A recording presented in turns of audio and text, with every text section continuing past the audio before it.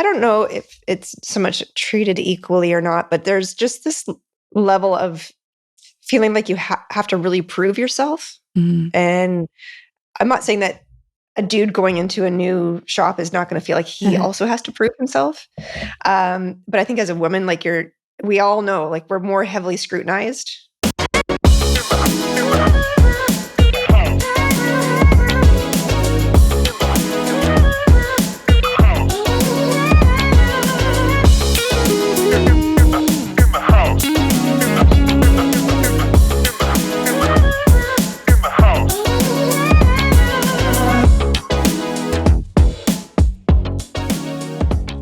Good morning, everyone. My name is Journeywoman. My name is Tony Singh. Welcome back to our show. We have a guest today, Brandy Kawulka, founder of Would-Be Art Renovations. How are you doing, Brandy? I'm doing really well. Thanks for having me on your show. Thanks for joining us. I just want to give a little bit of introduction before we get into the questions, if you don't mind. Would-Be Art is a high-end home renovation company. It's based in Vancouver, and you are actually partnered up with your husband. Is that correct in this business? Correct. Yeah. Awesome. Well, before we get into why you are on our show, we always start off with a little fun question. What is your superpower? Oh, I love that kind of question. That's super fun. I think my superpower, as far as it relates to like our business, is just my ability to connect with our clients. And then I'm a really organized person, so I love the whole components of being able to puzzle out all the parts and pieces to make a project shine. Yeah. And yeah, so between those two, I would say I can't just choose one over the other. That's okay. You can have more than one There's always superpower. two answers for me. Well, you've done so much business in the Lower Mainland with a combination of renovations and as well as some light construction, commercial work. And you have a podcast, so All Things Renovations. Tell us about so far your career. I was doing a little bit of homework, and my understanding is that you used to be a ballerina. That's true. And then you turned it in. You turned in your ballerina shoes for a maybe tool belt. Tell us a little bit more about your career. Sure. Okay. So yes, I was a ballet dancer. That's actually why I came from Alberta to BC here, and I danced locally here for a few years. And as a dancer, you're basically one injury away from being unemployed. Mm-hmm. And I just really felt like I didn't want to live that sort of artist lifestyle for the rest of my life. Because, when you're young, you think, oh, it's all great. But, like eating chicken once a week. And back then, like $2.50 Tuesday movies, it was even too much money for me. So I was just like, I wanted better, bigger, more adventurous life. And being a dancer is probably not going to allow me to live that kind of life that I was looking for. So I had to make a really hard decision, and I stopped pursuing a dance career. And I ended up doing a walkthrough of BCIT, and went to all the different trade shops there. And when I walked into the joinery shop or the woodworking shop, it was just like, this is the one, this is the trade for me. And I mean, I went to like welding and pipe fitting and carpentry and electric, like I went through all of the shops there, and joinery is the one that just kind of grabbed me. And I think the reason why, well, there's a few reasons why. So the first one is it's indoors. You're at the same place every day. I didn't want to like drive around town. I didn't want to be in the wet and the cold all the time either. And there's something really, really creative about woodworking. You start with a pile of raw material and you end up with a tangible good or a tangible piece of something, whether it's a cabinet or a piece of furniture or whatever. And it's a very creative process. There's a lot of fine detail work, a lot of fine motor skills, and all of those things just really resonated. And they do cross over into the artistic, creative side of who I was, which was the dancer. And it was a way to continue to have an outlet for all of that, but in a slightly different manner. There's so many other artistic ways to express yourself. Was your parents involved in construction or joinery or cabinet making or house building? No. You just were walking through the office not even office buildings, I guess the shop, workshops. And that's what you chose. Yeah.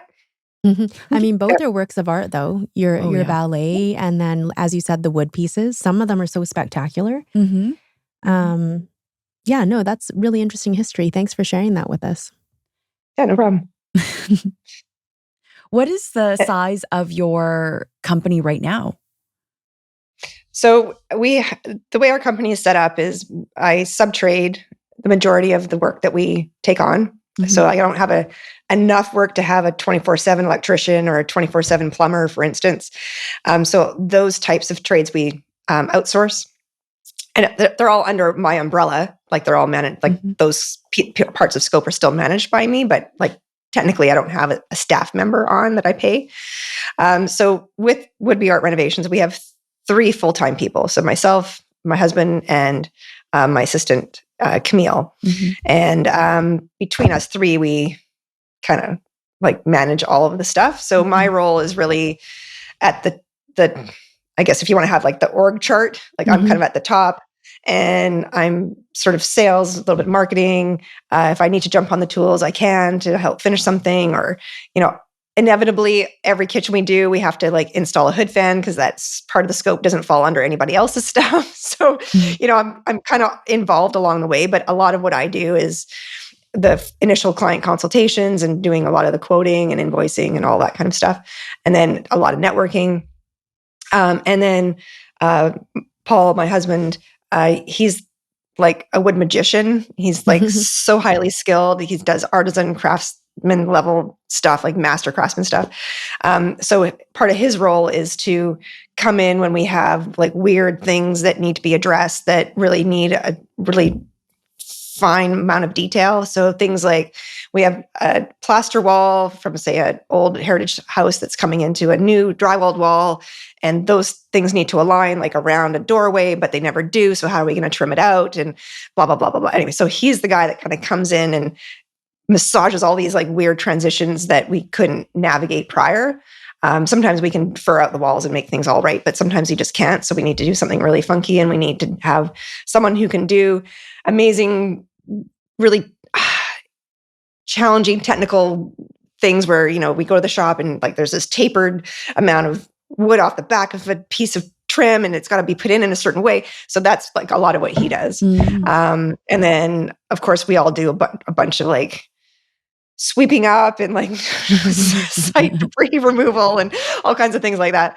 And then my assistant Camille, she's kind of like my right hand lady, and she does like all kinds of things for me, from sourcing to helping with getting some project management things sorted out with liaising with our subtrades, and then she also is the producer of my podcast. So she's a pretty busy girl, and she's just a fantastic team member. And I think between the 3 of us, we've really got a great sort of spread of skill set. Yeah.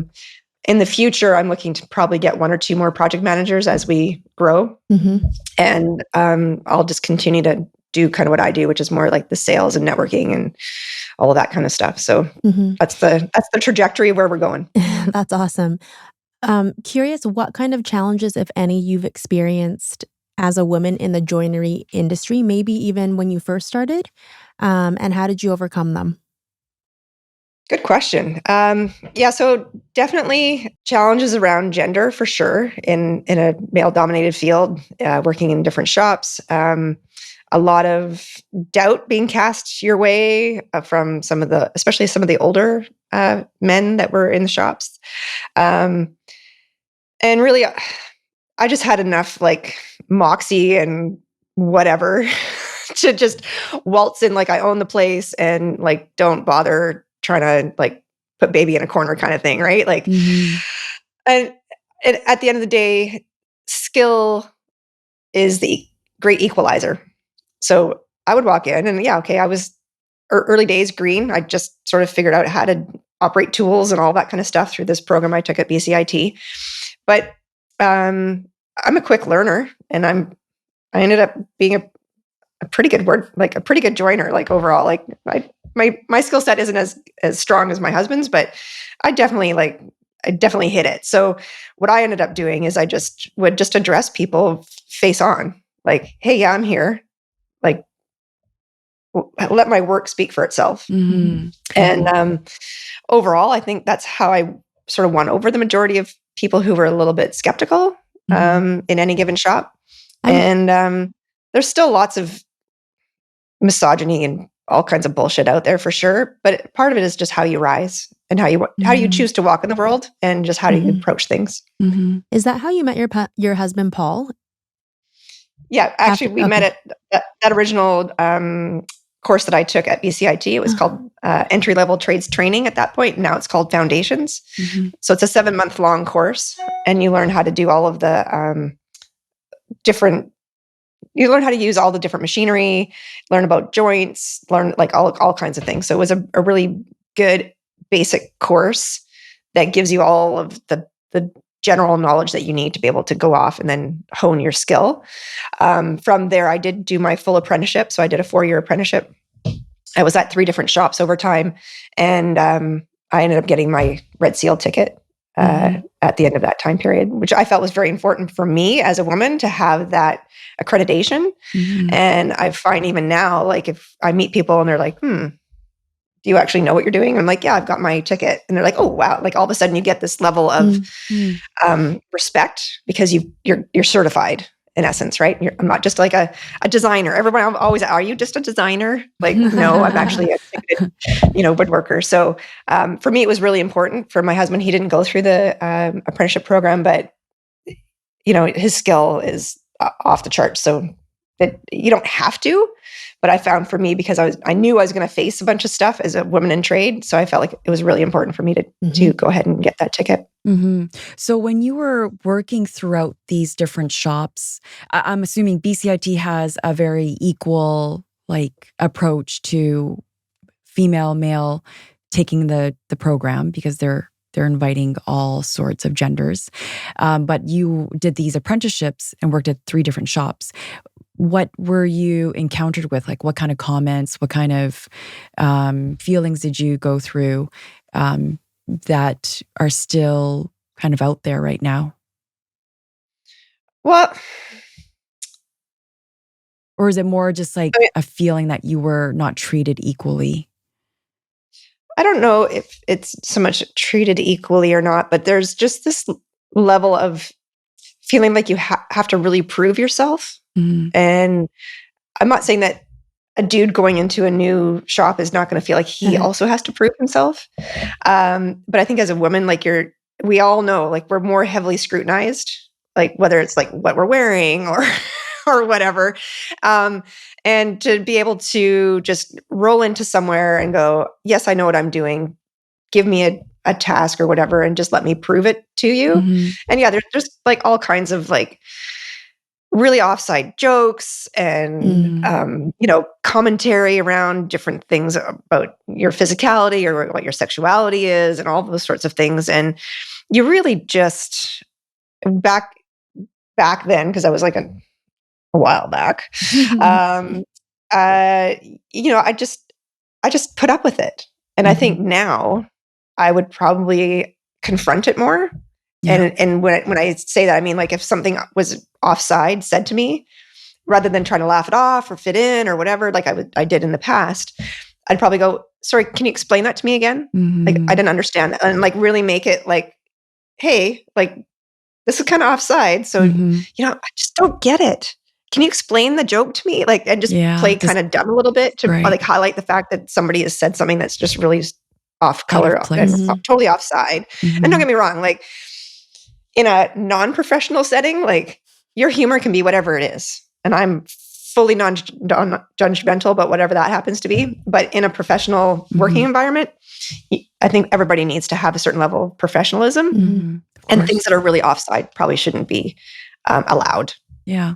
And you mentioned that it's all about the skill sets and presenting, what you can build and your approach to certain projects, and talking about you comparing yourself with your husband, and as a female entrepreneur in this business, what kind of approaches or perspectives do you bring to a project that would be different to, say, comparing to your husband who has the skill set of of precision or refinement? Like, what would you bring to the table? So, well, I mean, just the way like division of labor Mm. works and how you run things, no matter what company you're with, people have different roles, Yeah. right? So my role is front facing. I do a lot of, like I say, a lot of networking, a lot of all of the client stuff and so on and so forth.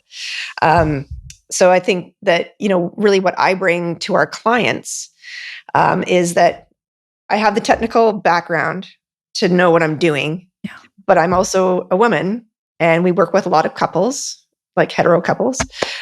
We also work with gay couples, but like in the case of hetero couple, usually like the women are uptight around the disruption and what's happening and like, is it going to be dusty? And like, so I can really talk to the logistics around how is this going to work? And they have kids and families. And so if we're going to do a kitchen reno, like, how am I going to feed my family? Like, there's all of these concerns that, that person who in the house that has that role is concerned about. Mm-hmm. So I can usually speak to that because I'm a woman and I totally get it. And I never talk down to anybody and no question is like a wrong question or whatever. So I think a lot of the time when I'm doing a consultation initially, the women especially feel really comfortable because I'm a woman and they're a woman and they can ask me anything. And I'm like, honestly, like I say this all the time to all of our clients, I do not have an agenda. We will literally put purple cabinets in your house if you want us to. Mm-hmm. I may say, hey, like if you're not going to be here for another 20 years and you're planning on flipping it in say a year and a half, you might want to reconsider the purple. But if that's what you want, then let's put that in. And, I'll give a sober second thought, but in a really sort of gentle and tactful way. Whereas I think maybe a lot of dudes would come in, especially to maybe an initial consultation, and they're just looking at all these things and they're talking way up here around construction detail that is lost on somebody who isn't in that world, whether you're male or female. Mm-hmm. So I think the way I approach the project and the way I approach interaction and consultation with our clients, I think is really the thing that sets me apart from a lot of other contractors out there. Mm-hmm. And with Paul, he and I are really a lot on the same page. But when I'm looking at things and I'm interacting with client, he's looking at how is the plumbing looking under the sink and how is this looking over here? And like, he's looking at it from the standpoint of, he's thinking to himself, I know I'm going to need to like sweep like the things that are a little bit challenging to meld and mesh things together and fine tune everything at the end of the job. So he's looking for the things that are going to trip us up more so than I am, because I'm a bigger thinker up here. I'm trying to like engage and, get the job. Right. Yeah. So he's looking at some of the other detailing things. So like I say, between us, we really do make a good team when we're working together because we have sort of different things that our radar is picking up. Yeah, that sounds like a great partnership. How would you say that being a journeywoman and owner of your own renovation company allows you to, I guess, perhaps make a positive impact within the industry? Mm-hmm. Well, I think that the biggest thing is if you see somebody doing something, then you think that maybe you could do it. Mm-hmm. So yeah, for sure. If you can see it and you can believe it and then you think you can do it, right? So I think that's the biggest thing is just I'm not the only female contractor out there by any means, but there's not a lot of us. There's very few of us. So I think that the more that women take on roles similar to what mine is, I think the better the chances that younger women or maybe women who are thinking of a second or even a third career may start looking at trade as an option. And I think that's the main thing is that if you're out there and you're visible and you're doing, like I'm on your podcast and I host my own, and like anytime I get an offer or an opportunity to speak, whether it's on a panel or something different or at a school, my hand is always up. Like, let me contribute and let me show my face and to show everybody at large that, there are people who have these roles that look like me. Yeah. Yeah. And so what would you say would be the most significant like milestone or accomplishment that you've achieved in your career that you're particularly proud of, or that you mention like all the time where even the public's like, whoa, like this is a really like a very ambitious and successful Journeywoman?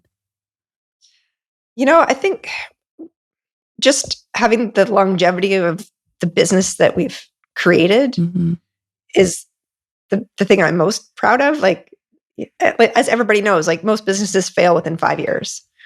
So we've been around over 20 years. Yeah. And the the majority of the work that we get is through word of mouth referral. So we don't do hardly any advertising at all. Mm-hmm. We do a little bit of, socials and whatever, but very, very, I can't even tell you. I think maybe one job came out of a social media sort of thing, connection. But all the rest of it is previous clients telling their friends or colleagues at work or whatever about the work that we do. Mm-hmm. So having that as the main source of how we get our business, it Mm-hmm. also makes me very proud, because if your last job is lousy, Mm-hmm. people are not going to talk about how good you were. They're going to complain about you to their friends. No, I would never use that contractor again. Yeah, for sure. And we've had a number of clients that I like to call repeat offenders, where we did one job, like say a kitchen, and then a year later or two, we do their bathroom, and then we do their deck. Like, they come back to us time and time again because they know, like, and trust us, but also we do really good work. It's nice to have So- clients' trust, for sure. Oh, absolutely. What advice would you give to other women who are aspiring to enter into the trades or home renovation field? I'd say do it. It's been a really good thing for me, for my family. There's always going to be a requirement for people who are highly skilled in the trades. I have said a number of times in the past, no matter how nicely you ask Alexa, she's not going to fix your toilet for you, or like hang a new light, or, do a kitchen reno. Like, you cannot, like, you need people that are on the tools to be able to do all of these things. Mm-hmm. And our whole world is based on the background and the skill set of the trades. Like, if you didn't have people doing their thing, we wouldn't have internet, we wouldn't have roads, we wouldn't have bridges, we wouldn't, like, just really basic stuff, right? Mm-hmm.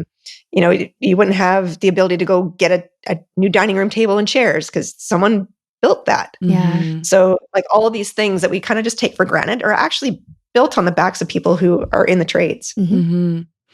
And it's easy to say, just do it and go do it. But there's tons of like myths or misconceptions or stereotypes in this business.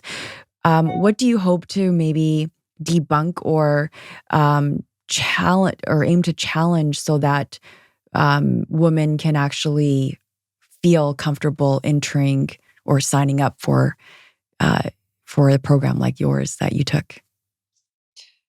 Well, there's a few things. I guess there's a lot of this narrative around it's only for men, maybe, or that you're not going to be as well paid as if in comparison to maybe going and doing a degree at university of some kind. So I think those are a couple of the main things.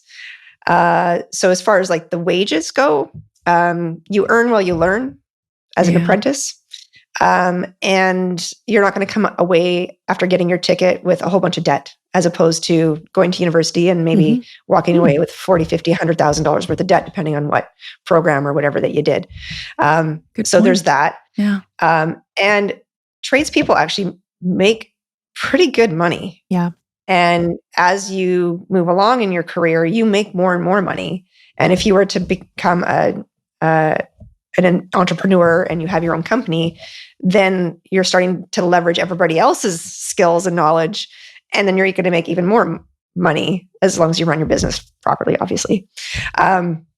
So there's the earning part of it, which I think, we need to debunk for sure. And then there is still a male dominated arena going on in the trades, 100%.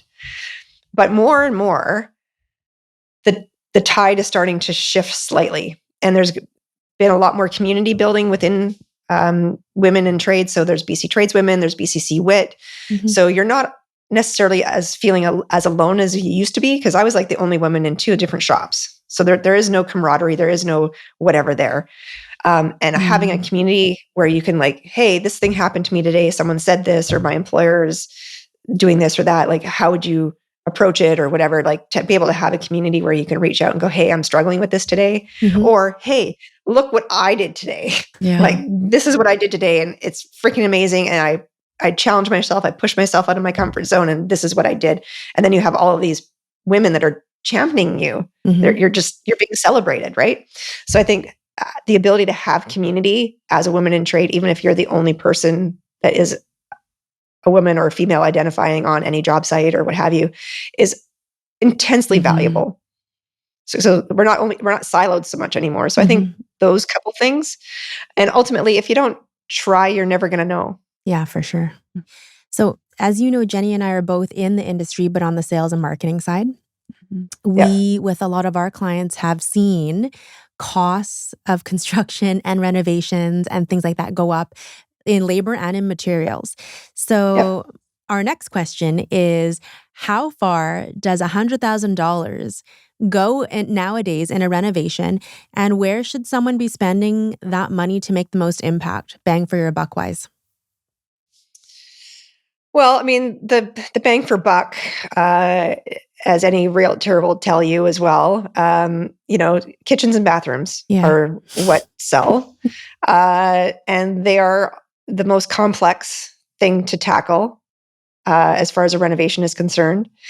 So, part of that $100,000, bucket of money, if you want to call it that, part of it depends on what your choices are. Mhm. So, you can blow the budget $100,000 on like 4 appliances if you're going super high end, or, you could get them off of Craigslist or Facebook Marketplace and you're going to spend like 5.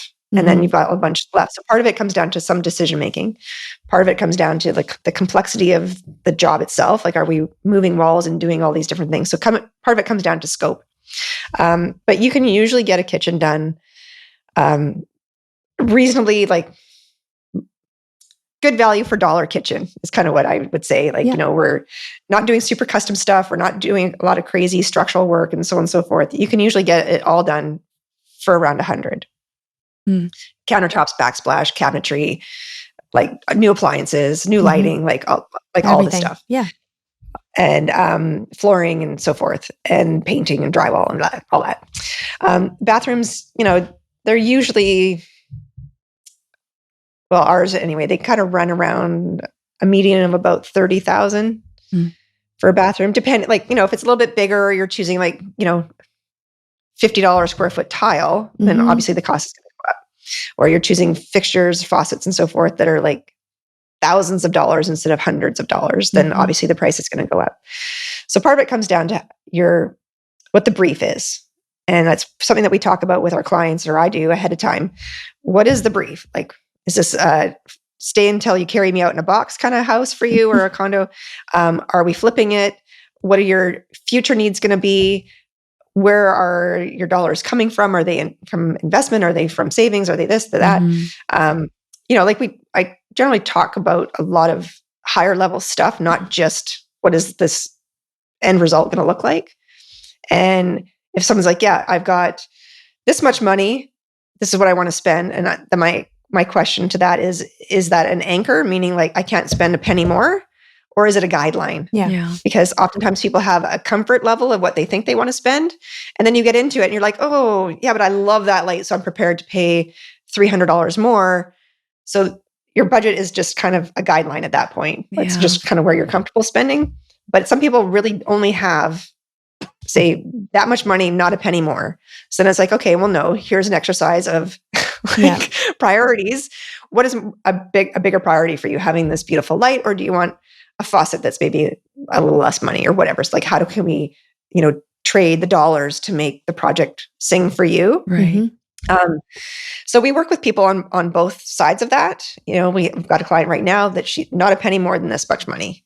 So we're being very, very careful and really navigating her and pushing her towards certain decisions in this field of scope. So don't even ask about this thing over here because that's too much money for you. You got to keep it here. So yeah, I mean, like the dollars are always a consideration for anyone who's doing a reno, no matter if you're a billionaire or if you're on a tighter budget, we all want to make sure we're getting good value for our dollars that are being spent. But yeah, generally kitchens, bathrooms are where they are at. And yeah, you can get a fair bit done with 100,000, but you can't do a whole house for that at all. No, not right now. I have a question about you having a working relationship with your husband, Paul. We've had a couple of guests on where husband and wife, they're realtors. And how do you separate personal life and work life when you come home and have dinner? And does that overlap a lot for you guys? Or do you have boundaries around that? No, there's no boundaries.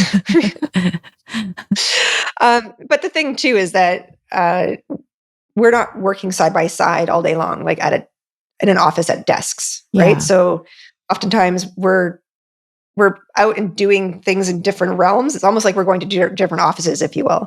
So then sometimes it's like at the end of the day, it's like, okay, we need to have like a meeting around what happened and what was your day? What was my day? What are the challenges on site that we need to address, and what's happening here? What communication needs to go out, or do we need to pick, materials up tomorrow morning or whatever it is? Like there's always a little bit of conversation, but it's not something that dominates the whole night or a whole weekend of conversation. And it's like we have kids too. So it's like, you're kind of talking about all these things all the time.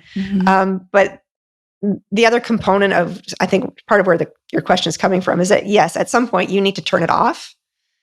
And you need to go, okay, we're no longer talking about this. Let's focus on, interacting together and all that kind of stuff. And I think there has to be something there that allows you to have that kind of container, whether it's, hey, let's go away, or let's like Sunday, we're not talking about this, or like however you want to navigate that part of it. Yeah. But I don't think that's any different than any other relationship where people have two different jobs. Because oftentimes you go to your job, you come back, you talk about your day and, around the water cooler, what happened, or someone pissed you off or whatever. And now you're talking about the kids, and then you're talking about the dog and what are we going to do? And, who's going to mow the lawn this week or whatever, right? Like there's all of that regardless of if you work together or not. And you still, as a couple, need to take the time for each other, no matter if you're working together or you're working apart. Yeah, no, sounds like good teamwork. Yeah. How old are your kids? Are they old enough to be working alongside with you guys yet, or not quite? Oh yeah, absolutely. Although they don't. They don't want to. Our kids are 20 and 17. Oh my goodness. The 20-year-old is going to university as an electrical engineer, and the 17-year-old is going into grade 12 next year. Nice. And so I know you've talked about it's you and your husband and your kind of right-hand woman. And so you want to add like 2 more project managers in the future. So how do you promote diversity and exclusivity within your company? Or even when you're doing presentations, you mentioned as a guest speaker, how do you, promote that in the industry? Well, I mean, my assistant is female identifying. So I was looking for someone who was female identifying to be my assistant. So that was a choice I made. I could have found an assistant that was male too, but I chose to find one that was female. And when I have an opportunity to work with a subtrade that has a good female contingent, maybe it's led by a woman, maybe they just have staff that are women, or that are identifying in a different way, whether they're gay or sort of transitioning or transgender, it doesn't really matter to me. What matters to me is the skill and are you doing the job that I need you to do? And at the end of the day, I don't care if your skin is green or if you even tell me what your sexuality, how you identify that way. I don't care. I really don't. I want the job done. Just get the job. Do a good job. How do you stay up to date with the latest trends in home renovations? And how does it influence your work? Because you mentioned the example with the purple cabinets, which I loved. It's great. But just in general trends throughout the industry and renovations, how do you stay on top of that? Well, I mean, there's new products and things that come out like over time that, there's not a lot of newness. Like there's not a lot of reinvention of the wheel. I mean, it could just be like the trend right now, or thank God is dying, is gray. It's been gray, Yeah. white forever. So let's, I'm looking forward to like ushering that part out and like sort of seeing like right now there's like a lot of Scandinavian sort of feeling stuff or like mid-century modern or whatever. And it's just gradually over time, like each sort of decade has its time and then it changes and it changes. So like, the 70s were like this nasty cabinetry and like the 90s was all laminate and like, you can see the trends throughout time. But generally what I try to tell people when they're looking to reno or whatever is like, don't just go with whatever's on trend right now. Go with like what resonates for you. And if what's on trend resonates for you, fantastic. But you don't want to date your reno if you can. So generally, like we try to steer people away from just being on trend, unless they just absolutely love whatever that trend happens to be. For sure. So as far as being able to stay on top of it, it's like, okay, you can kind of see even just from the offerings of what the tile looks like right now or what the flooring options are.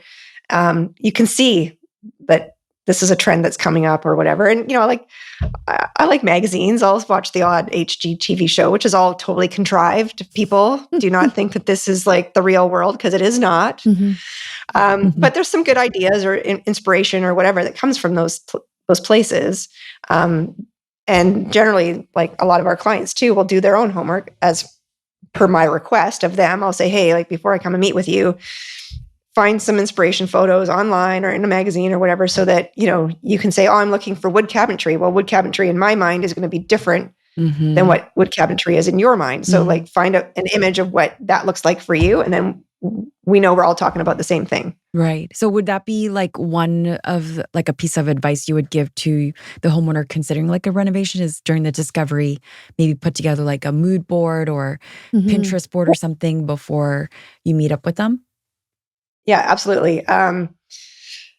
There's a lot of advice I can give to people prior to even meeting with a contractor or whatever. And just to plug a little bit of my own podcast here, I have a series on the podcast. It's called the Foundation Series. And I go through a lot of all of this stuff. I think it's like 6 episodes long.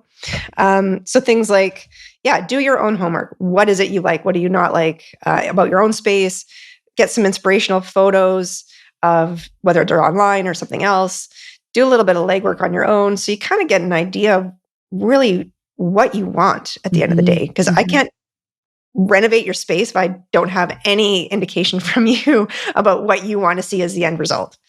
And then from there, it's like, let's make good choices around how we talk about scope with a variety of contractors, because most people want to have 2 or 3, maybe more in, because we all want peace of mind that we're making the right choice and we're going to get good value for dollar. So one of the big things around having multiple people come through is just make sure you tell them exactly the same thing from a scope perspective. Don't deviate away and start talking about other things, because you're never going to get an apples to apples quote. If you start Good asking advice. one person for this, and then you ask this person for 5 other things, and then you ask this person for 2 less things, how are you supposed to compare the quotes? Because oftentimes people just look at the bottom line number.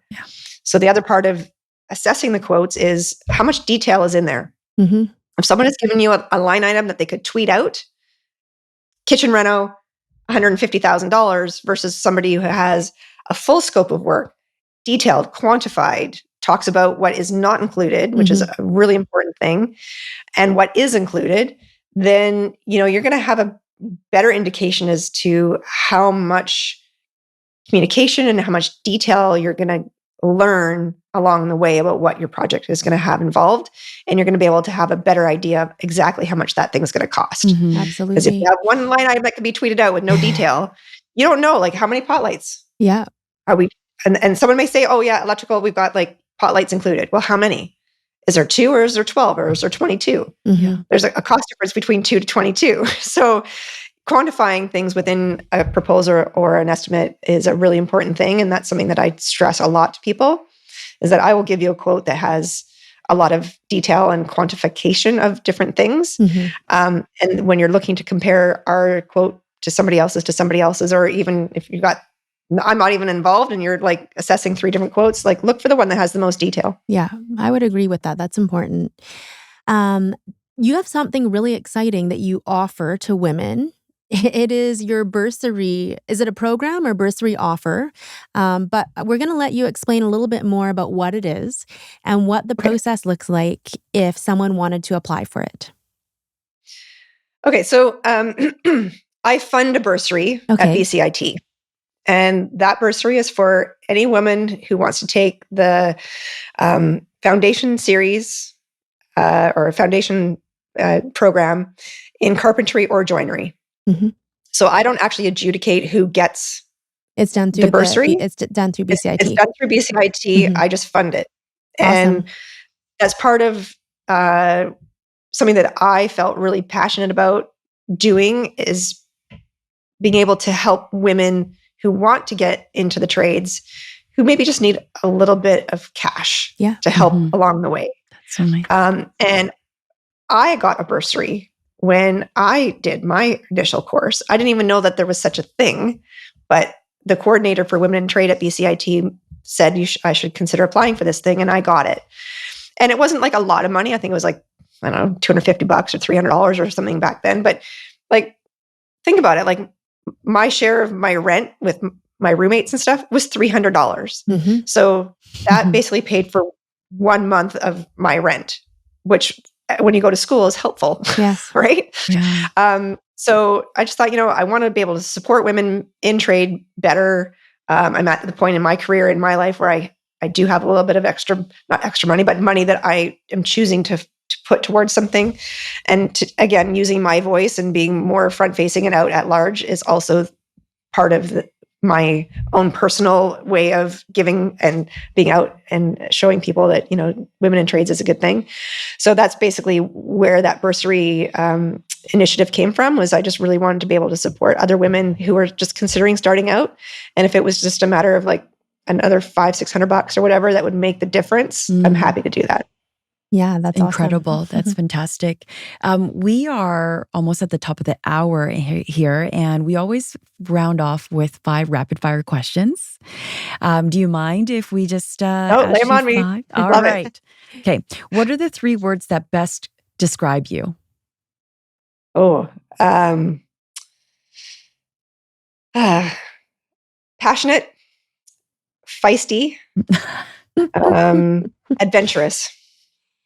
If you could renovate any historical building or landmark, which would it be and why? Oh, I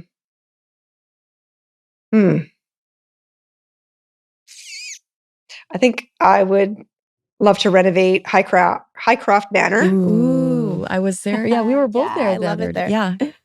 Yeah. And partly because it's just a beautiful building, beautiful grounds. But as you know, it's also Mhm. the women's.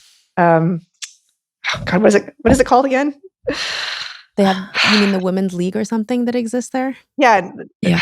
I was a member there for quite a number of years. Anyway, yeah, Yeah. and because it's all about women there. Yeah. Yeah. That's the other reason.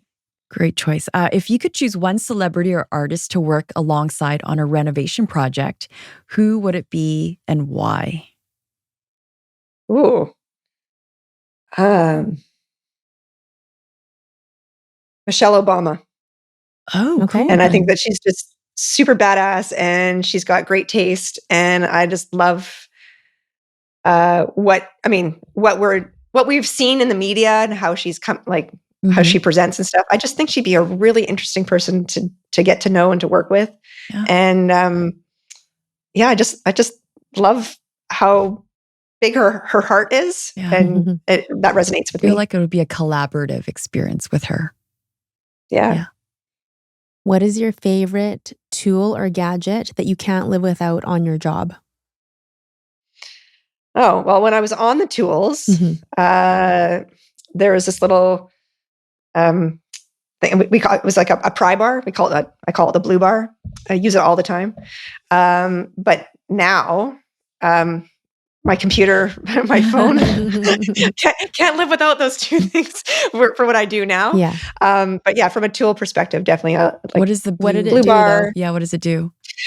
It just has like a little scoopy thing at the end and then like a little nail puller on the other side. And Ah. just, it's not like a really big, heavy, thick tool, but just to put it underneath a piece of wood that you're trying to align at the top to make it flush, or what, it's just super handy just to kind of have around and just like, I don't know. I still can't even imagine what it is. I got it when you said the nail or pull screw too. So it does a Yeah, couple so of it's got jobs, this right? little bit at the end that you can Yeah. put a screw through and or a nail and pull it. Pull it out. But yeah, so that's the one that comes to mind. I'm sure there's like 100 others, but And final question, where can our listeners find you? And especially, how do they apply for the bursary as well? all right. So the listeners can find me. I don't know, just Google my name. I'm like all over the place. We have Instagram, Would Be Art account. We've got Facebook, Would Be Art account. You can hit the website, wouldebeart.com. All Things Renovation podcast is linked through there as well, or you can just go to whatever platform you choose to use, whether it's Apple or Google or Spotify or whatever. All Things Renovation you can find there. And as far as the bursary goes, you would need to go and apply at BCIT to the foundations program, and then connect with the Women in Trades coordinator, and that person will likely be able to put you on to the bursary application process. Awesome. Actually, one final question. When was the last time you danced? Ooh, I danced. Oh, I mean like ballet dancing? Yeah. Oh, forever ago. But I was just on Saturday at the Wise Hall here in Vancouver. A friend of mine is in a band, or two bands that were playing there that night, and I boogied on Saturday night. Awesome. Thanks, Brandy, for your time. Again, All Things Renovations, Would Be Art, a high-end home renovation company. We're so glad you were able to find time to come on. I know that you probably have multiple projects that you're managing at the moment, but a lot of our ladies would really enjoy listening to this podcast, especially since it's all about trades and entering into this male-dominated industry that more and more of us need to be aware of. Especially in I think in trades in general, regardless of gender. I'm assuming it's probably the numbers of students or apprentices have gone down. I'm assuming like maybe they're because of tech that's kind of overriding the trades industry. After I did my apprenticeship, there was a change in government policy that kind of killed trade and apprenticeships and all that kind of stuff to a degree. I mean, obviously people still went through. So I think part of it, the decline was a little bit of government policy, and now it's coming back up. And of course, there's all kinds of things being put out there from, government on various levels, both directed primarily at women and also just people in general to consider the skilled trades.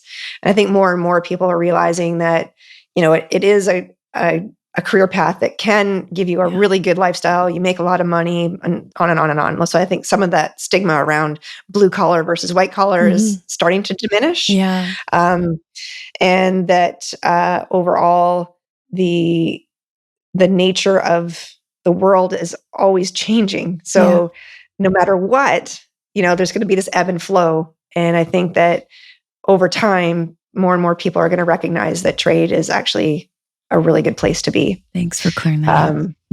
So just before we close out too, I did want to mention that if there's anybody who is listening to this episode and wants to talk to me about how do you get in, or my experience more on a one-to-one level, I'm happy to talk to anybody at any time. It doesn't matter what your gender is. I don't really care, but especially for women, like I would absolutely welcome a conversation at any point. Set up a call, and I'm happy to share what I know, and if I can connect people together, then I'm happy to do that. Oh, thank you for saying that, Brandy. Thank you so much. Yeah, no problem. We'll talk to you soon. Thank you. You bet. Bye, ladies. Bye.